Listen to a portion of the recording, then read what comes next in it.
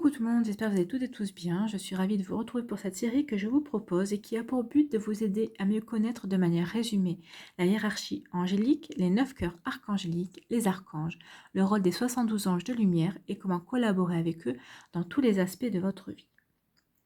Alors de manière résumée, vous vous doutez bien parce que le sujet est vaste.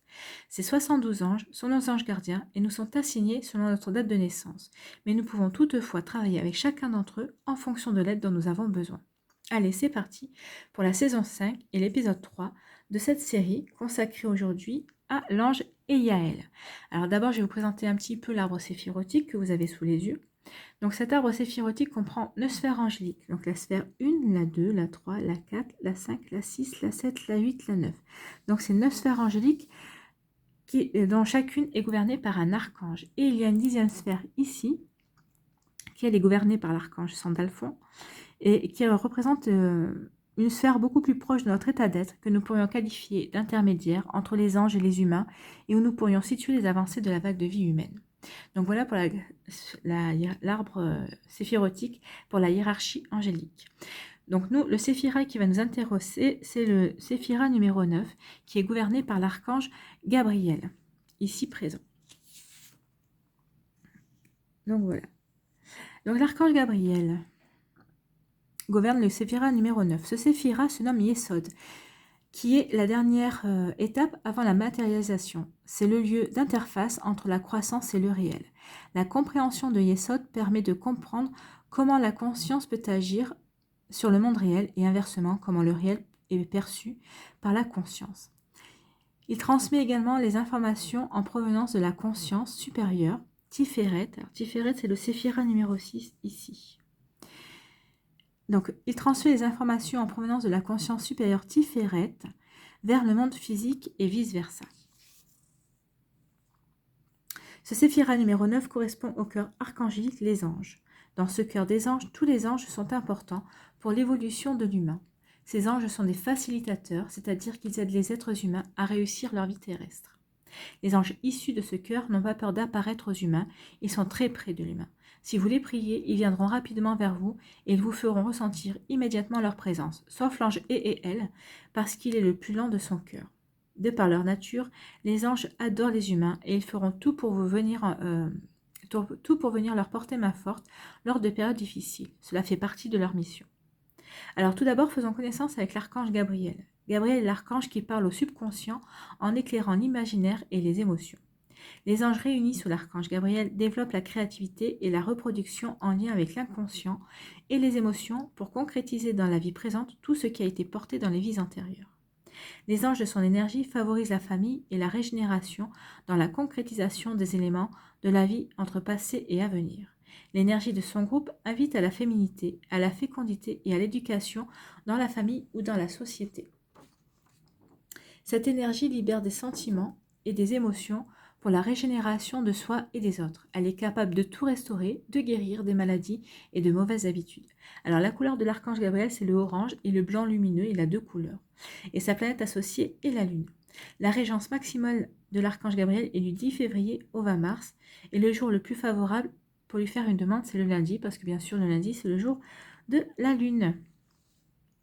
Donc c'est parti, maintenant allons nous intéresser un petit peu à l'ange Eyaël qui lui a sa régence du 20 au 24 février. Donc les mots associés à Eyaël sont bonheur, protège les enfants et longévité. Donc la lumière de l'ange, c'est l'énergie apportée spontanément par l'ange quand vous souhaitez vous relier et intégrer cette force. Donc il va vous apporter la conscience universelle, l'énergie affective intense. Il va vous apporter aussi une manière de changer le regard pour la prise de hauteur et la vision au cœur de la matière. L'énergie de l'ange va se décomposer en 3 catégories. Donc la première catégorie, ce sont les actions. Donc c'est le champ énergétique de réalisation acquis ou potentiel à développer dans tous les domaines de la vie. Donc là, on va vous parler de forte créativité, d'esprit lumineux, de transsubstantiation, voire la part spirituelle dans le cœur matériel.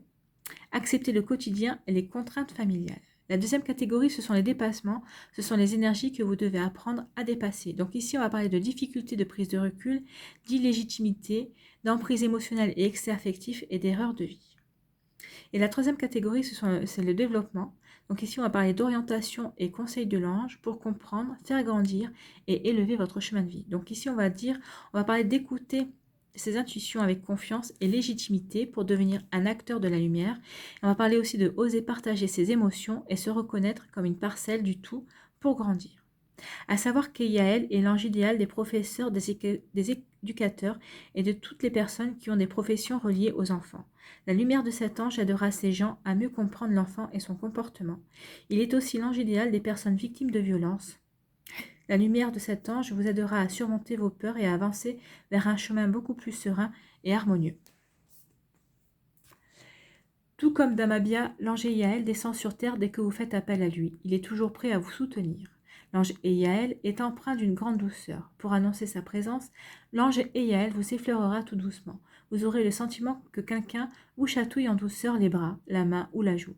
Quand Yael vous fait cette douce caresse, votre instinct humain vous amènera à vous gratter à l'endroit où il vous caresse. Vous aurez la sensation qu'une mouche se promène et vous tenterez de l'éloigner de vous.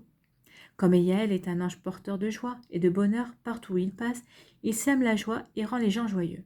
Comme il est l'ange protecteur des enfants, il est à leur image, petit et enjoué. C'est la raison pour laquelle, durant la journée où il manifestera sa présence, vous serez animé par un sentiment de joie. Comme l'enfant, vous aurez envie de vous amuser, de jouer, de chanter et de rire. De plus, ne soyez pas surpris ou surprise d'avoir le goût de manger toutes sortes de friandises. Alors, comment l'ange Yael manifeste sa présence? L'ange Yael aime tous les animaux, plus particulièrement les oisillons, les chiots, les chatons, les poussins. Donc, je vous ai fait une image de chaton et une image de poussin. Voilà. Il aime aussi les libellules et les papillons. Il y a de fortes chances qu'il prenne la forme de l'un d'eux lorsqu'il viendra vers vous. Et Yael vous fera sentir de toutes odeurs reliées aux enfants, l'odeur de la jeunesse.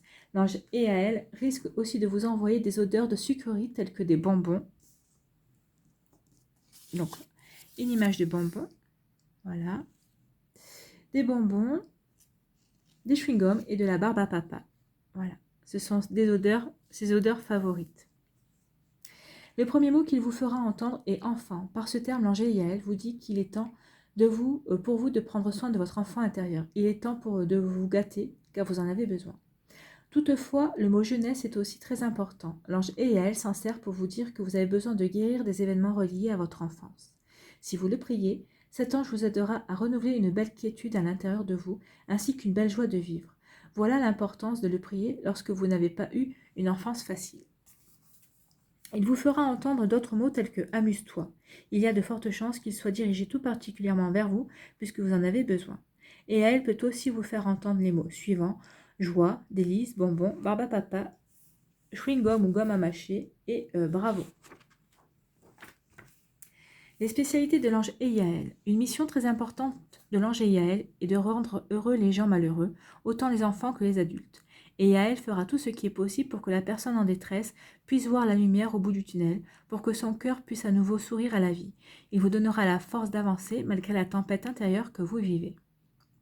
Tous ceux qui ont vécu un deuil, une séparation, un divorce ou une autre épreuve difficile et qui sont dans l'attente d'un meilleur jour devraient prier l'ange Yael et lui écrire. Ils constateront rapidement qu'Yael leur donnera la force et le courage de surmonter leur épreuve. Voilà l'importance de réclamer son aide. Alors, si vous voulez travailler avec Yael, vous pouvez lui bâtir un hôtel pour l'accueillir chez vous.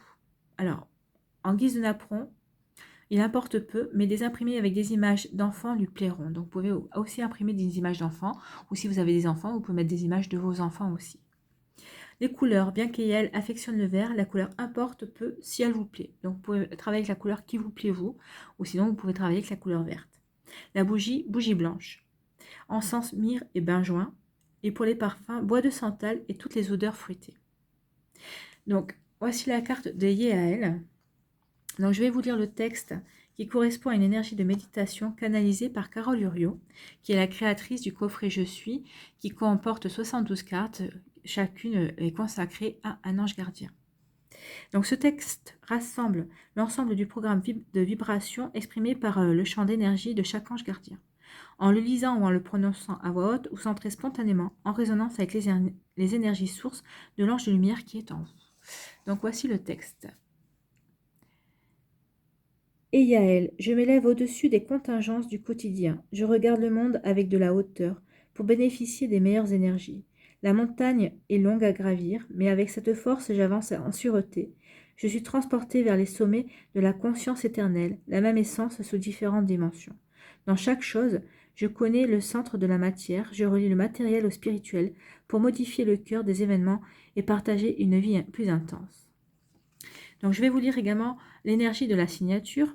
Donc c'est je suis l'agent de transcendance et je m'en remercie. Je suis l'agent de retranscendance et je m'en remercie. Alors cette signature est là pour vous permettre d'affirmer votre potentiel et votre volonté de construction. Elle exprime en une phrase synthétique le programme de réalisation que recouvre l'ange concerné. La prononciation et la répétition de cette formule opèrent comme un mantra et vous permet d'augmenter l'effet de cette énergie en vous. Donc ne cherchez surtout pas à voir les anges à tout prix.